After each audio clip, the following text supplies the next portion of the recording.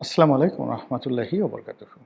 সম্মানিত দর্শক, রাষ্ট্রপতি জনাব শাহাবুদ্দিন চুপ্পু তিনি সম্প্রতি বাংলাদেশের অন্যতম শীর্ষ দৈনিক কালের কণ্ঠ সেখানে একটি নাতিদীর্ঘ সাক্ষাৎকার দিয়েছেন। কালের কণ্ঠের নির্বাহী সম্পাদক নিজে বঙ্গভবনে উপস্থিত হয়ে এই সাক্ষাৎকারটি গ্রহণ করেছেন এবং আমাদের এই বাংলাদেশে কোনো রাষ্ট্রপতি রাষ্ট্র ক্ষমতায় থেকে এরকম নাতিদীর্ঘ সাক্ষাৎকার কোনো জাতীয় দৈনিকে দিয়েছেন এটা যেভাবে আমি দেখিনি। আর সেই সাক্ষাৎকারের মধ্যে নিজের অপমান, নিজের বেদনা, নিজের গ্লানি, নিজের কষ্ট এবং অপমান যেভাবে তিনি ফুটিয়ে তুলেছেন সেটি সারা দেশের মানুষকে নিদারুণভাবে নাড়া দিয়েছে। আমরা যারা বাইরে আছি তারা হয়তো মনে করি যে রাষ্ট্রপতি মানে একটা বিরাট ব্যাপার। তিনি সেখানে রাজার হালে আছেন, পায়ের উপর পা তুলে বসেছেন। প্রতি অক্তে তার জন্য শাহী খাবার তৈরি হয়, তার জন্য ডাক্তার আছে, তার নামাজ পড়ার জন্য আলাদা জায়গা আছে, ব্যায়ামাগার আছে, আরও কত কী। কিন্তু ওখানে বসে একজন মানুষ যে অসহায় হতে পারেন, একজন মানুষ যে অপমানিত হতে পারেন, একজন মানুষ যে বন্ধিত্ব বরণ করতে পারেন, একজন মানুষের জীবন যে পশুর মতো অবমাননাকর পর্যায়ে পৌঁছে যেতে পারে, তা এই কালের কণ্ঠের সাক্ষাৎকারে জনাব শাহাবুদ্দিন চুপ্পু যেভাবে বলেছেন। আর যিনি সাক্ষাৎকার গ্রহণ করেছেন নিখুঁতভাবে তিনি তার কলমের মাধ্যমে যে সাক্ষাৎকার যে বিষয়বস্তু, সেই বিষয়বস্তু যেভাবে ফুটিয়ে তুলেছেন সেগুলো নিয়ে এখন বাংলাদেশে রীতিমতো তোলপাড় চলছে। কালের কণ্ঠের এই রিপোর্টটি নিয়ে দেশের প্রথম সারির সব পত্রপত্রিকা নিউজ করেছে রাষ্ট্রপতির এই বক্তব্য নিয়ে। এমনকি কালের কণ্ঠকে যারা দেখতে পারে না, প্রথম আলো, ডেইলি স্টার, তারাও এই সাক্ষাৎকারটিকে রেফারেন্স হিসেবে ব্যবহার করে একের পর এক উপর্যে পরে রিপোর্ট ছাপাচ্ছে। দেশের গণমাধ্যমগুলো একটার পর একটা রিপোর্ট করছে। আমরা যারা পডকাস্ট তৈরি করছি বা আমরা যারা কন্টেন্ট তৈরি করছি, আমরা কিন্তু একই কথা বারবার বলে যাচ্ছি। এর কারণ হলো রাষ্ট্রপতির এই বক্তব্য তার একার নয়, তার এই বক্তব্য পুরো জাতির। তিনি যে অপমানিত হয়েছেন, লাঞ্ছিত হয়েছেন, তিনি ব্যক্তি শাহাবুদ্দিন চুপ্পু লাঞ্ছিত হননি। তিনি লাঞ্ছিত হয়েছেন 18 কোটি বাংলাদেশি মানুষকে নিয়ে। এত বড় একটা বিপ্লবের পর এবং এত বড় একটা লড়াই সংগ্রামে বিপ্লবীদের বিজয়ের পর যে রাষ্ট্রপতি মূলত বলতে গেলে বাধ্য হয়েছেন অবনত মস্তকে বিপ্লবী সরকারের, গণঅভ্যুত্থানের সরকারের সকল আদেশ, নির্দেশ, অনুরোধ মান্য করার। তিনি সসম্মানে চলে যেতে পারতেন, তাকে বিদায় দেওয়া হতে পারত, কিন্তু সেটা না করে তাকে যে অমানবিক নির্যাতন করা হয়েছে, তাকে আটকে রেখে অনেকটা বন্দিত্বের মতো অবস্থায় ফেলে তাকে যেভাবে খুঁচানো হয়েছে, যেভাবে একজন মানুষকে যদি একটা মানে যাকে বলা হয় রুমের মধ্যে রেখে চারিদিকে বিষধর গোখরা সাপ ছেড়ে দেওয়া হয়, তখন সেই মানুষটির মনোজগতে যে ভয় এবং ভীতিকর অবস্থা তৈরি হবে, ঠিক একই অবস্থা রাষ্ট্রপতি গত 17 মাস ধরে ভোগ করেছেন।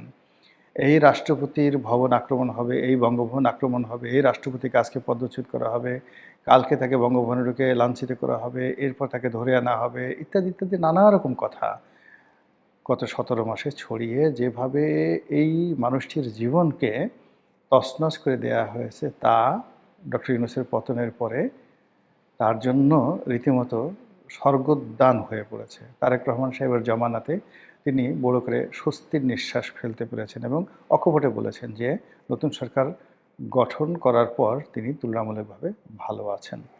তো আমাদের বক্তব্য হলো যে ডক্টর মোহাম্মদ ইউনূস একজন শিক্ষিত মানুষ, সজ্জন মানুষ হিসেবে যার পরিচিতি, যিনি শান্তিতে নোবেল পুরস্কার পেয়েছেন, তিনি যথেষ্ট বয়স্ক, প্রায় 90 বছর তার বয়স। এই বয়সে মানুষ মৃত্যুর কথা চিন্তা করে, কবরের কথা চিন্তা করে, আল্লাহ খোদার কথা চিন্তা করে এবং সাধারণত শয়তান, ইবলিস এই ধরনের বুড়া মানুষের কাছে যায় না।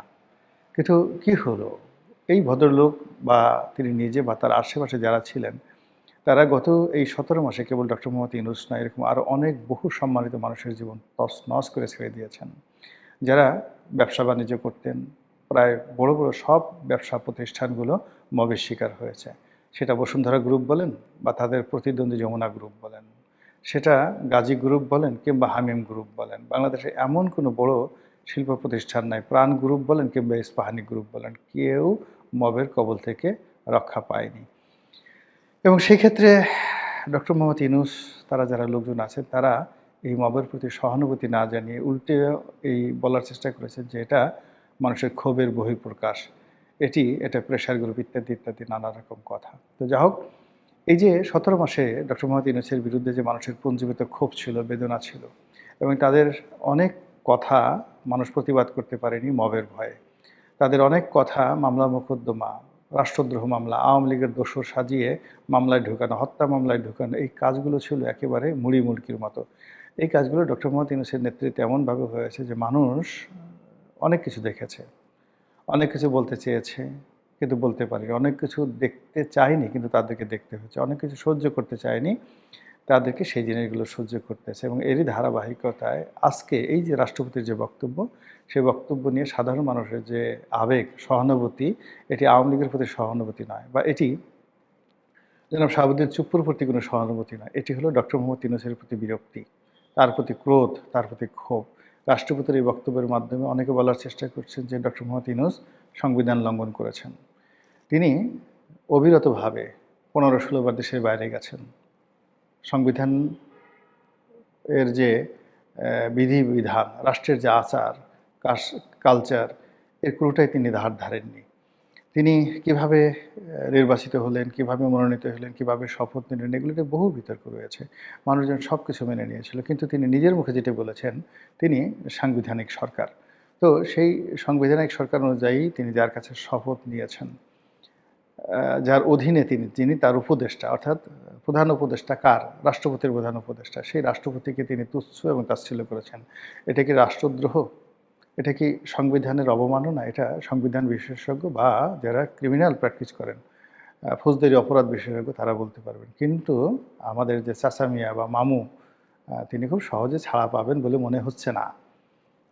তাকে জবাবদিহি করতে হবে, জবাবদিহি করতে হবে। এবং গত 17 মাসে তিনি যে মজা লুটেছেন, সেই প্রত্যেকটা জিনিসের জন্য তাকে জবাবদিহি করতে হবে। এবং জনাব তারেক রহমান সাহেবের সঙ্গে তার কী যুক্তি হয়েছে, তিনি ভবিষ্যতে রাষ্ট্রপতি হবেন কি হবেন না, তার দেশের বাইরে থাকবে না দেশে থাকবে, ডাজ নট ম্যাটার। কিন্তু মূল ব্যাপার হলো যে তিনি এখন অজনপ্রিয়তার এমন একটা পর্যায়ে পৌঁছে গেছেন যে কেউ ইচ্ছে করলেও তাকে ধারণ করতে পারবে না, কেউ ইচ্ছে করলে তার সাথে খুশি মনে ছবি তুলতে পারবে না, তার সঙ্গে দেখা করার জন্য কেউ আগের মতো আর সেখানে যাবে না। এবং তিনি বুঝতে পারবেন এখন এই প্রথম শান্তি কাহাকে বলে, অশান্তি কাহাকে বলে, অপমান কাকে বলে, আর সম্মান কাকে বলে।